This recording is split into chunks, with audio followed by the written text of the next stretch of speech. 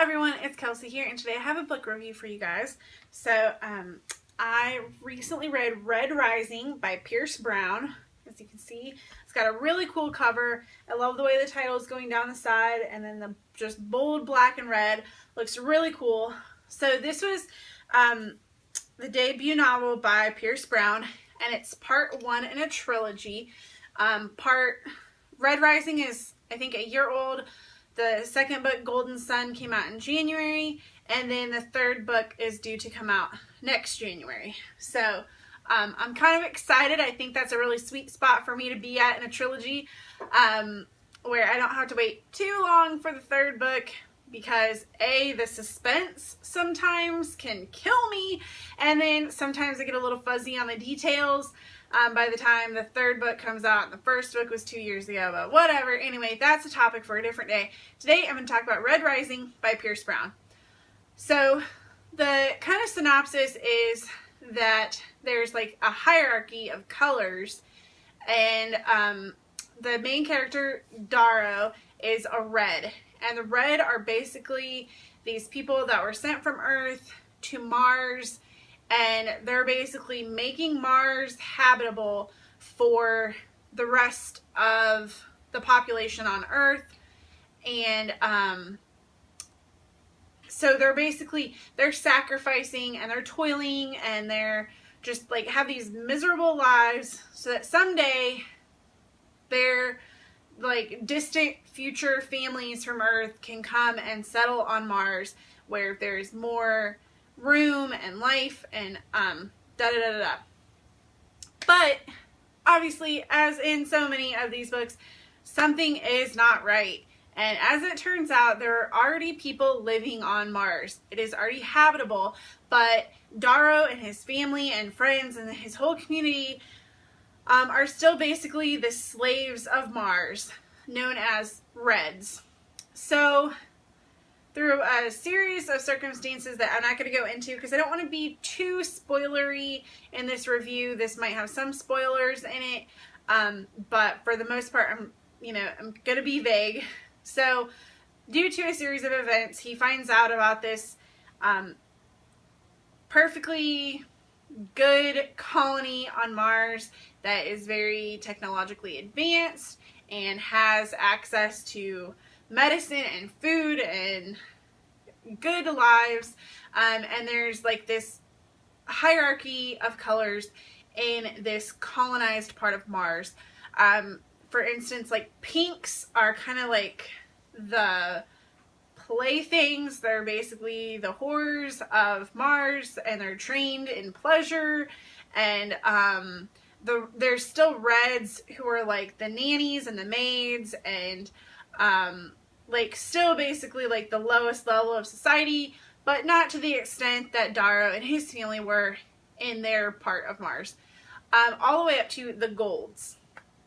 So basically, Darrow goes into this program called the University, and it is a mashup kind of the Hunger Games and I'm trying to think what other book. Not really Divergent, but basically they're separated into these houses and they go for blood. They're caught in this. It's kind of like an arena, but there's like mountains and rivers and seasons, and they all have these different fortresses, but nobody knows where the other ones are, and they're all trying to come out on top. So that's basically the premise of the novel. I will say it's a little bit darker than I thought it would be. I'm a pretty open-minded person, but there's like quite a bit of cussing and just language in the book. I'll just put it that way. There's also quite a bit of violence. So I thought that was like, I really wasn't expecting that, especially the way the book starts out and then it switches. I didn't expect it to be this like bloody, violent war type situation. But since it's set on Mars, there is a lot of cultural references, as okay, I guess that's the wrong way of putting it. There's like, it has its own culture and its own high lingo, which is what the gold people speak. And then there's like this low lingo that kind of like the normal reds would speak, and kind of the servants of this community. But then overall, they also have a bigger culture as far as it's kind of set with the Roman gods, and you hear a lot of their names, like Darrow's in House Mars. There's a house Apollo, House Jupiter. So it goes off of ancient Roman and Greek philosophies and names and whatnot. So it's a really interesting mashup of this science fiction and ancient history, like, combination. I don't know. It's a really interesting book. The world building is really pretty excellent.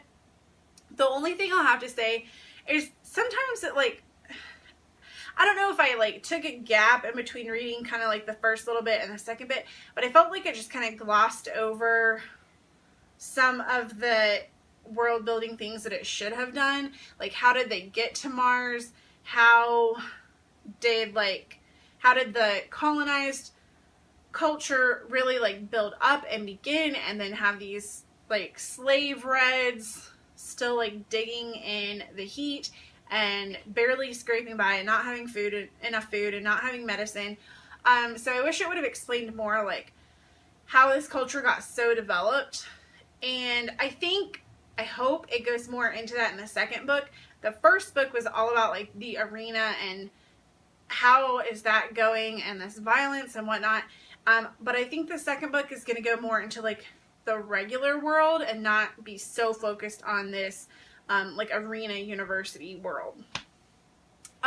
So overall, I did think the world building was like at 85%, 90% of where it needed to be. So that's pretty good for a science fiction fantasy book. The characters I thought were pretty good. I've seen some reviews of people that were like, I didn't care about any of the characters and this and that.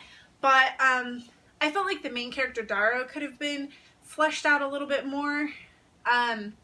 But as far as all the other characters go, I really liked them, and I felt like they were really relatable and really real, and I had sympathy for them, and I didn't actually cry in this book, like, so I didn't have that much sympathy for any of the characters. But I thought it was a really well-written book with good characters. I felt like the plot kept me guessing. I never really knew which way it was going to go next. There was one thing that I kind of figured out towards the end, but it was kind of like 50-50 in my head. I could have seen it going either way equally, but I did guess right, but I could have seen it going either way. And so the characters were really good. The plot was good. It just totally kept me guessing. And I really think, even though, like, I'm not an army person, I'm not a strategist, I'm not any of that, I think it's really interesting to read books about, like, the strategies and the plots that people come up with in these books. Hunger Games did it really well. Red Rising did it really well. I read another series, I'm trying to remember, the Farsala trilogy. I read it like probably 10 years ago, and I was just so impressed with the way they thought about war and the way they made these like plan after plan and never got caught in the traps. And so obviously the author is writing it that way so they don't get caught in the traps, but just from reading it, looking and seeing what the trap was, I never could have figured out how to get out of it. So I thought that was really interesting.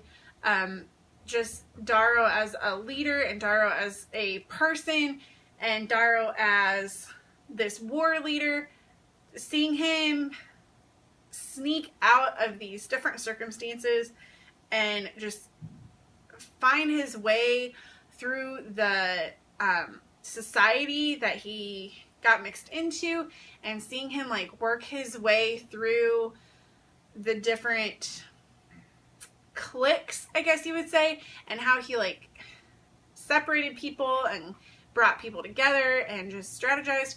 I just thought it was really interesting, and I really felt like he was a very real, interesting, relatable character. Overall, I gave this book 5 out of 5 stars, and I never give a book 5 out of 5 stars. I'm typically like, even if I really like it, I'll only give it 4 stars. So I thought this book was really good. I finished reading it at like 2 o'clock in the morning and immediately went and got Golden Son, which is the second book on my e-reader. I can't wait to start it. I've just been busy in the last couple days and haven't got to it yet. But this book is like sticking with me, and I can only hope that it will get even better in book 2, because like I said, like there was a couple little tweaks that I wish were just a little more detailed.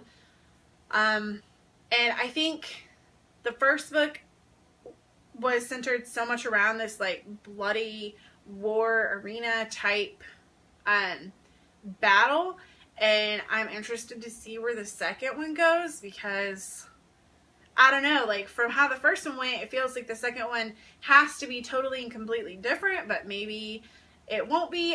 I'm just really interested to see how it turns out. I think it'll be much more political, even though the first one was political. I think this one will be even more so and more in depth, but I'm really excited to read it and then to see how the series ends next January. I don't know how I'll wait that long, but anyway, so that is my review for Red Rising by Pierce Brown. If you have any questions, or if you read this book, let me know in the comment section. I would love to talk about it with you guys, because nobody else that I know has read this book. The one person that started it didn't like it.